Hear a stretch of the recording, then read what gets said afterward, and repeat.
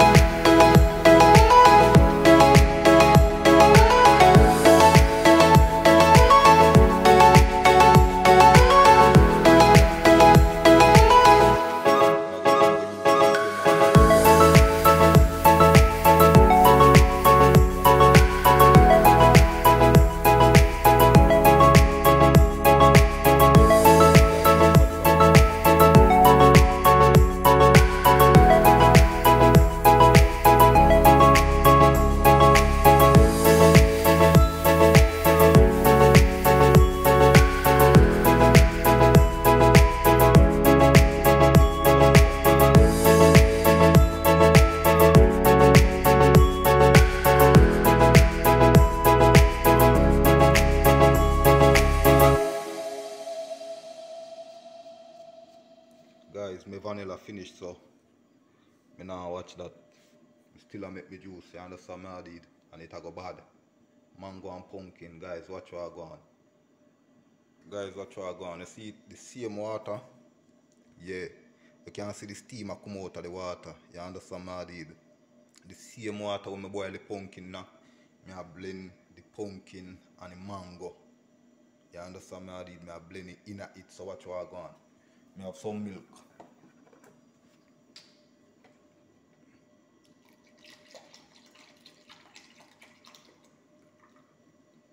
Guys, be a badness in our kitchen. Remember me tell you.